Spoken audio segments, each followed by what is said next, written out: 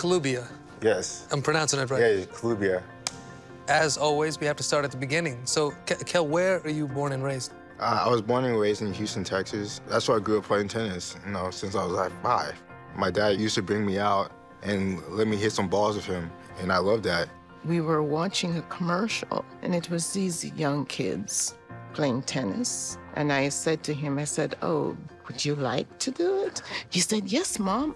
Kel's that guy you want on your team. Can play tennis, can play basketball. He's like the jack of all trades with sports. Kel is a great athlete, and beyond that, Kel is just a great person. He made lots of friends, not only because of his athletic prowess, just because of his personality.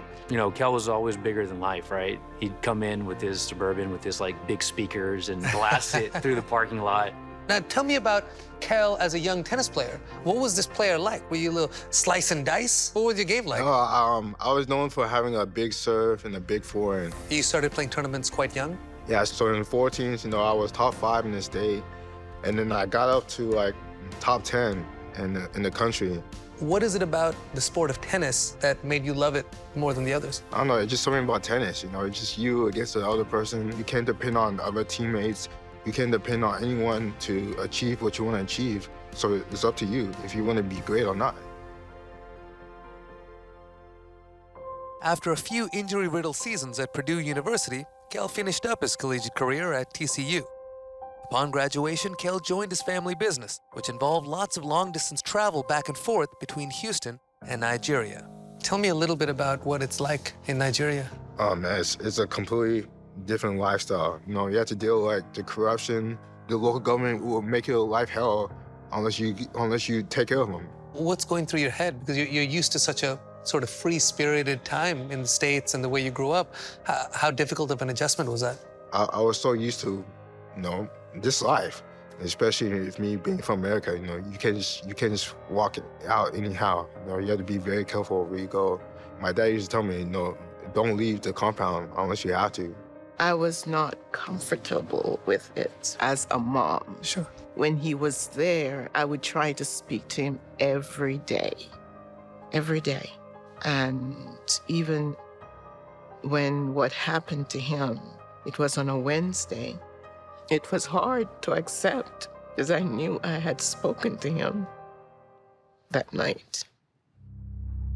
Can you walk us through a little bit what happened that evening? Yeah, so I just closed from work that day, called my mom to check on her and to see how she's doing. 20 minutes later, I started hearing some loud bangs at the door.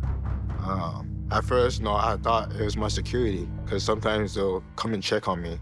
But these bangs were different, these are like hard bangs. Once I knew, okay, someone's trying to get in, I got my phone, I ran back to the back of the house, and I called the police, people I know that usually escort me whenever I need to go. So I kept calling, but the line was busy. I just came back in the sitting room. They were banging. The bangs were getting louder and louder. All of a sudden, they kicked the door in, and about four or five of them entered. And 4 or 5 of them? Yeah, and one was holding a rifle. And he said words to me that I'll never forget. He pointing a gun at me. He's like, "You're going to die tonight, right?" I got down on the ground, on hands and my knees. I closed my eyes. I thought, okay, I'm never gonna see my mom again. I'm never gonna see my dad again. I'm never gonna see my sister again. I'm never gonna see my friends again. Because I thought they were gonna blow my brains out. And that's the last thing I remember.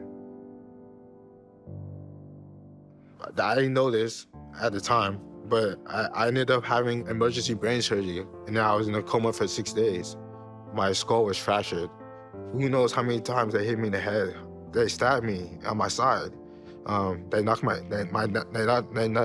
teeth out. You woke up and you saw your family when you came out of the coma. Were you able to communicate with them? No, I couldn't communicate. No, I still couldn't speak. All I could do was look at them. You're able to think and process thoughts at the time? Yeah, I was able to think and process. I was like, in my head, I knew what was going on, but I couldn't say anything. At first, no, I didn't know what was wrong with me. No, I didn't know anything about a brain injury. I didn't know anything. I thought, okay, in a month or so, I'll get back. I'll go back to normal. Like, I didn't know why my hand wasn't working. I didn't know why my leg wasn't working. I didn't know anything. After going through the unimaginable in Nigeria, Kel arrived back here in Houston to undergo his 4th brain surgery. And after that, well, he had to start from scratch. He had to learn to walk, talk, and read all over again. I was completely paralyzed on my right side. I said it took me about a couple of years to train my brain to know that, okay, your right side doesn't work anymore. So now the left side has to do everything. To be honest, in the beginning, he was probably the toughest patient I had. Had a helmet on, was in a wheelchair, and his goals were pretty big. He wanted out of the wheelchair, he wanted out of the helmet. And to really get the body to actually wake up, we need what we call neuroplasticity. And that's the brain creating a new way to get the job done. It was like a baby wanting to walk again. I had to stand first. That was a frustrating thing. Like, okay, I know I should be able to do this. Why can't I do this? Oh, it's because of your brain. He's strong. He pushes. That is why he's where he is now. His 30-plus years of being a competitor, especially on the tennis court, is what gave him this mental drive and this physical drive to go at it at 110%. Never forget, there's a couple of days before I was discharged where they had me walk on my own and everyone on the floor was clapping. I'm always challenging myself every day because that's the only way you're gonna get better. Once you start to get the body better, how do you continue to improve the body, but at the same time, work on the mind and the soul? Well, welcome to the Iron Jungle. I missed a competition from tennis. I want to do something that will allow me to be competitive because I never thought I would be able to do anything competitive again. We found a couple of shows in 2020. I competed in 2 categories. The adaptive category, which is people with disabilities, limitations, but I also competed against the regular category with other healthy, able bodybuilders.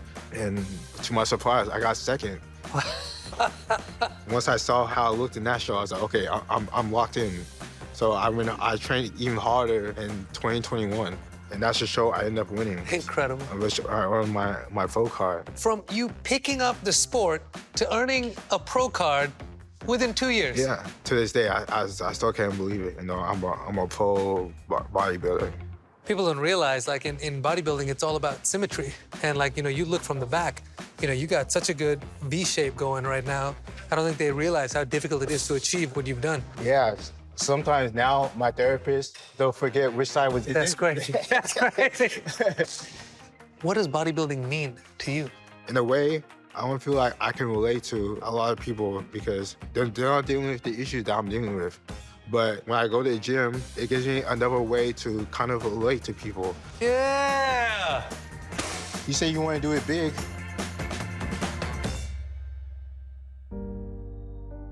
You're speaking like an absolute champion, and that's exactly what you are, not just of bodybuilding, but of life. And a lot of people are inspired by that, including your high school. They named a hill after you. It means so much to me that they want to name the hill after me. To this day, I'm so speechless. Kel's story is inspirational for generations. He's shown everybody how hard work and faith and friendship and family can really make a tremendous impact. And it's just a story everybody should hear. After focusing on his own recovery for so long, Kel felt the time was right to begin helping others. So he created the Kel Strong Foundation, a nonprofit group focused on financially supporting traumatic brain injury survivors like himself.